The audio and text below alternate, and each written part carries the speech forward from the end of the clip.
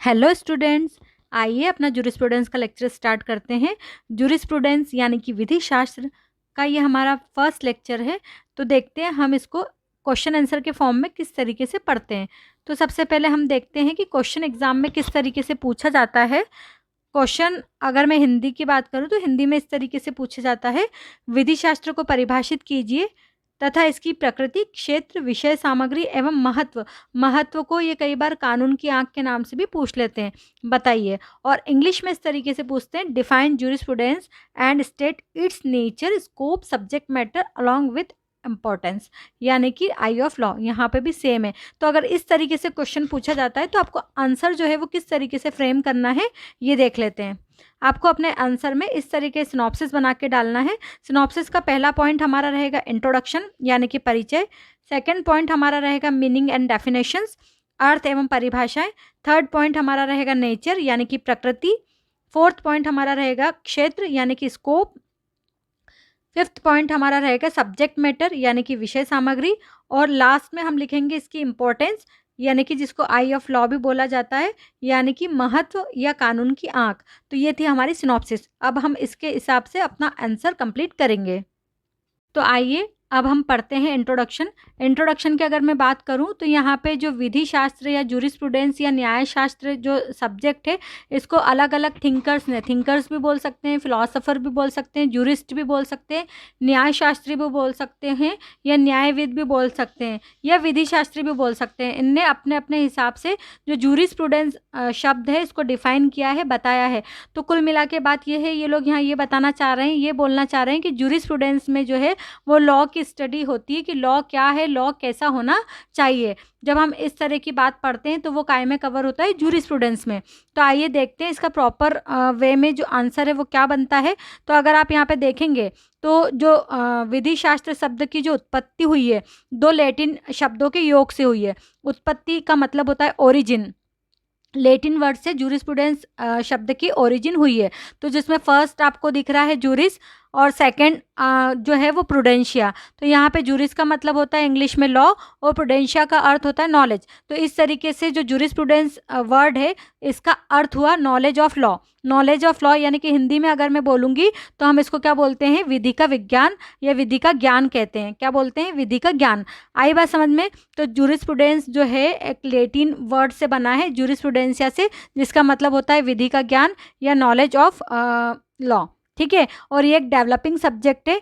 Developing subject इसलिए क्योंकि ये जो है निरंतर चलता जा रहा है। जैसे जैसे अमेंडमेंट होते हैं, जैसे जैसे समाज में परिवर्तन होता है, जैसे जैसे नया नया लॉ बनता है, उसी के हिसाब से जूरिस्प्रूडेंस की स्टडी भी आगे आगे आगे क्रम में होती जाती है। इसीलिए इसको क्या बोला है, डेवलपिंग सब्जेक्ट बोला है।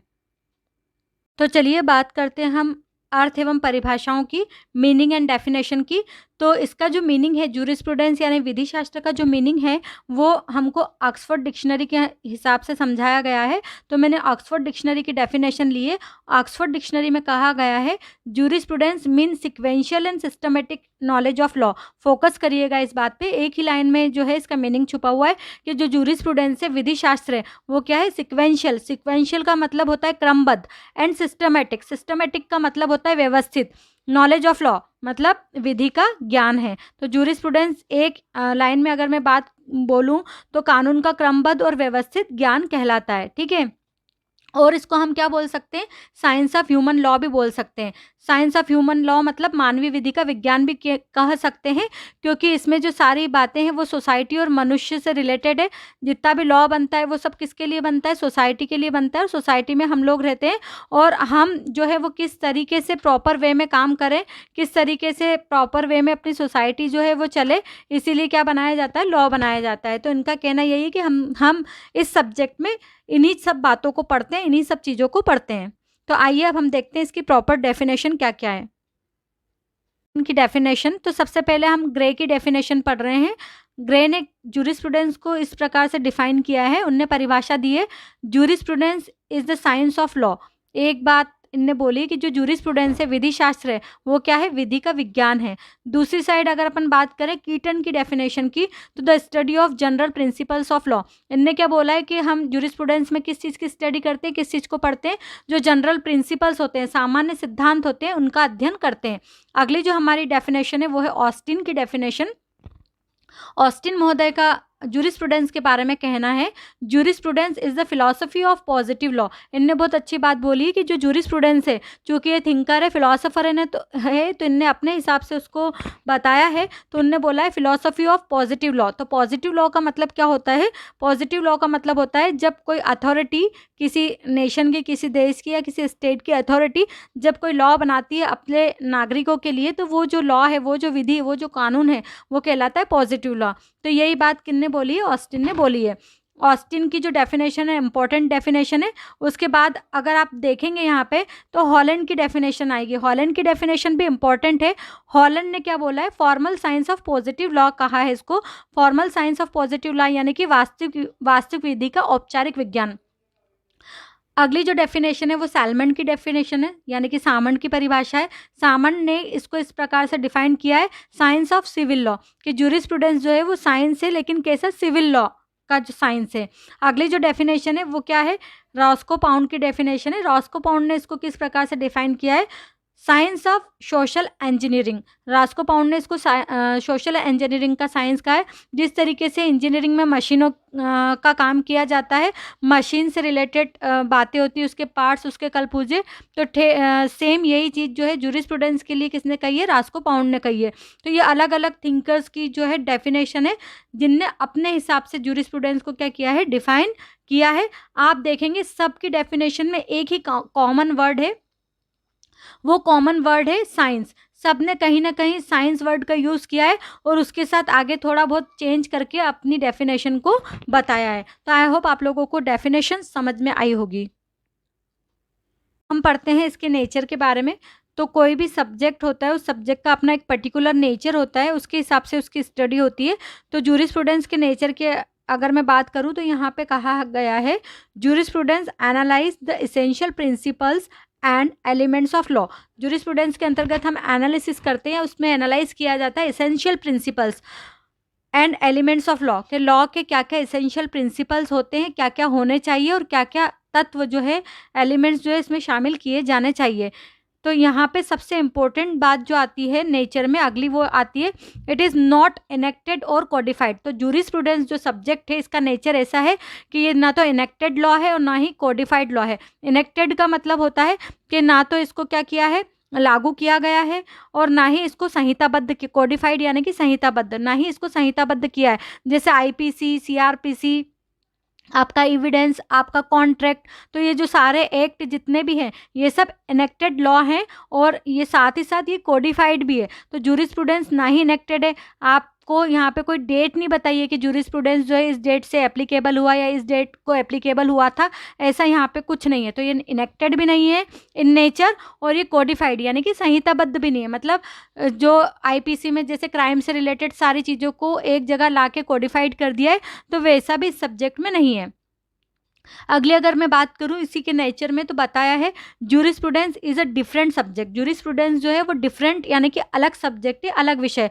It is neither a procedural subject nor a fundamental subject. ना तो ये प्रोसीजरल लॉ है, जैसा कि प्रोसीजरल सब्जेक्ट होते हैं दूसरे, जैसे सीआरपीसी आपका प्रोसीजरल सब्जेक्ट है, एविडेंस आपका प्रोसीजरल सब्जेक्ट है, सीपीसी आपका प्रोसीजरल सब्जेक्ट है। वैसे जूरिस्प्रूडेंस में कोई प्रक्रिया, कोई प्रोसेस नहीं बताई है, तो इसीलिए प्रोसीजरल सब्जेक्ट नहीं है, और ना ही ये फंडामेंटल सब्जेक्ट है, बेसिक सब्जेक्ट है जैसे आईपीसी, कॉन्स्टिट्यूशन, तो ये वैसा भी नहीं है। क्यों नहीं है? क्योंकि जितने भी लॉ है वो कैसे बने, उनकी ओरिजिन कैसे हुई है, लॉ कैसे बनता है, किन पर एप्लीकेबल होता है, ये सारी बातें, जो बेसिक बातें, वो जूरिस्प्रूडेंस में बताइए, ना कि किसी पर्टिकुलर फील्ड के लिए लॉ बनाया गया है। लॉ कितना भी लॉ है, कैसा भी लॉ है, वो सब उसकी स्टडी जो है कि कैसे तैयार हुआ है, वो सब जूरिस्प्रूडेंस में होती है। अब बात करते हैं किसी भी सब्जेक्ट के बारे में, बात आती है उसके नेचर की। तो सबसे पहले आता है जूरिस्प्रूडेंस इज आर्ट और साइंस। जूरिस्प्रूडेंस जो है वो आर्ट है कि साइंस है, तो ये बोथ है, दोनों है। इसके जो साइंस वाले गुण भी जूरिस्प्रूडेंस में है और आर्ट्स वाले गुण भी जो है वो जूरिस्प्रूडेंस में है। क्योंकि आर्ट्स मतलब होता है कला, किसी भी काम को करने का तरीका आर्ट कहलाता है, और साइंस मतलब सिस्टमेटिक वे में जब हम काम करते हैं तो वो साइंस कहलाता है। तो मोस्टली हम जूरिस्प्रूडेंस को अगर साइंस बोलेंगे आर्ट्स के बजाय, मान सकते हैं, लेकिन साइंस बोलेंगे तो वो ज़्यादा अप्रोप्रिएट होगा, ज़्यादा व्यवस्थित होगा। क्योंकि इसके पीछे का लॉजिक क्या है, हम साइंस क्यों बोलेंगे, साइंस कहना ज़्यादा अप्रोप्रिएट क्यों होगा, क्योंकि उसका रीज़न है। इसमें हम क्या करते हैं, सिक्वेंशियल एंड सिस्टमेटिक स्टडी करते हैं। तो ये क्या है, जूरिस्प्रूडेंस, यहाँ पे एक लाइन पे फोकस करिए, सबसे नीचे की लाइन है, jurisprudence is sequential and systematic knowledge of law. जो जूरिस्प्रूडेंस है वो सिक्वेंशियल और सिस्टमेटिक नॉलेज है लॉ का, इसीलिए हम कह सकते हैं अपने आंसर में कि हम इसको साइंस मानना हमारे लिए ज़्यादा अप्रोप्रिएट है। अब हम पढ़ते हैं इसके स्कोप के बारे में। स्कोप यानी कि क्षेत्र। तो सबसे पहले किसी भी सब्जेक्ट का स्कोप वो कहाँ कहाँ तक फैला है ये आपको बताना है।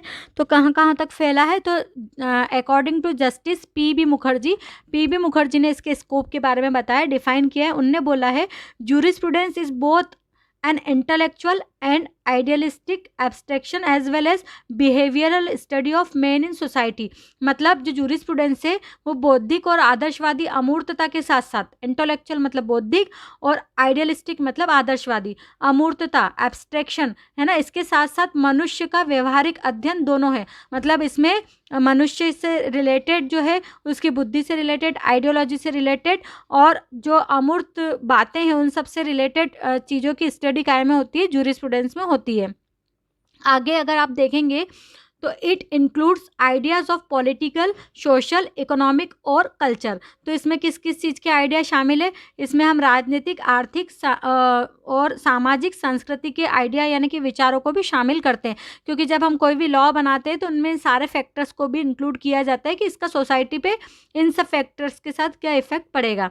आगे अगर आप देखेंगे तो इसमें लिखा है it covers the study of men concerning to the state and society. तो ये सबसे इम्पोर्टेंट बात है, ये कवर करता है जूरिस्प्रूडेंस जो सब्जेक्ट है, किसके साथ कंसर्न करता है कि स्टेट एंड सोसाइटी, स्टेट का सोसाइटी के साथ क्या रिलेशन है, या स्टेट सोसाइटी किस तरीके से रिलेट करती है, वो जो बातें हैं वो सब इसमें कवर होती है। तो इसका एरिया जो है, इसका स्कोप जो है वहाँ तक फैला है। Jurisprudence has no limited scope, jurisprudence का कोई लिमिटेड स्कोप नहीं है, and is a developing subject. चूँकि इसका लिमिटेड स्कोप नहीं है, इसका दायरा सीमित नहीं है, इसीलिए डेवलपिंग सब्जेक्ट है। डेवलपिंग सब्जेक्ट क्यों है, क्योंकि जैसे जैसे सिचुएशन, कंडीशन बदलती जाती है, समय की मांग बदलती जाती है, उस हिसाब से नए नए लॉ बनते जाते हैं। तो नया लॉ कैसे होना चाहिए, कैसा बनना चाहिए, वो सब जो बातें हैं वो इसमें इंक्लूड होती है।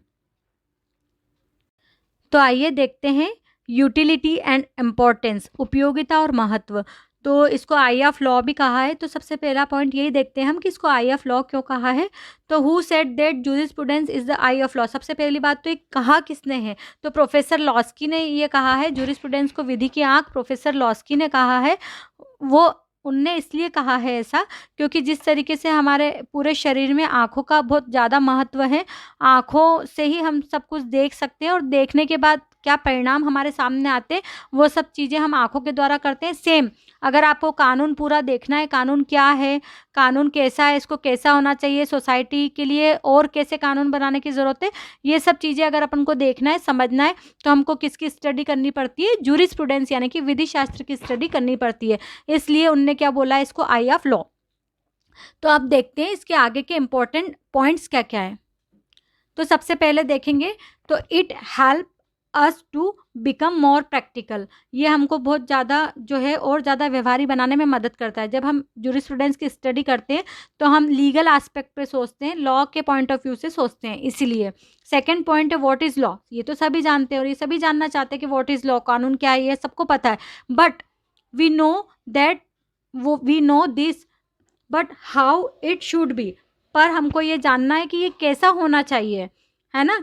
साथ में so that more and more social interest can be related, जिससे कि ज़्यादा से ज़्यादा जो है सामाजिक जो इंटरेस्ट है, सामाजिक हित है, उनको जोड़ा जा सके और सामाजिक हित में संबंध स्थापित किया जा सके। इट इज़ इंडिकेटेड, ये इंडिकेट करता है बाय जूरिस्प्रूडेंस। किसके द्वारा इंडिकेट किया जाता है? ये जूरिस्प्रूडेंस के द्वारा इंडिकेट किया जाता है। कुल मिला के जूरिस्प्रूडेंस के द्वारा ये बताया जाता है कि जो कानून है वो कैसा होना चाहिए, ताकि हम जो है अधिक से अधिक सामाजिक हितों को जोड़ सकें आपस में। ये जानकारी हमको जूरिस्प्रूडेंस से मिलती है। अगला पॉइंट है वो ये है, it increases our logical power. ये क्या बढ़ाता है? हमारी लॉजिकल पावर को, तार्किक शक्ति को। हम सही गलत को ज़्यादा अच्छे से पहचान पाते हैं। The knowledge of the need of the society comes from jurisprudence only. मतलब समाज की आवश्यकताओं का ज्ञान जो है हमें न्याय शास्त्र यानी कि जूरिस्प्रूडेंस से ही मिलता है। लास्ट हमारा जो पॉइंट है वो ये है, this gives us inspiration to move forward in improving the society. ये हमको क्या मिलता है? इससे हमको हमारा समाज जो है बेहतर दिशा में आगे बढ़े, इसकी प्रेरणा हमको काहे से मिलती है? जूरिस्प्रूडेंस से मिलती है। तो ये थे हमारे इम्पोर्टेंस के पॉइंट। आई होप आप लोगों को ये पॉइंट समझ में आए होंगे और पूरा लेक्चर समझ में आया होगा। लेक्चर सुनने के लिए थैंक यू। मिलते हैं नेक्स्ट लेक्चर में। Till bye bye.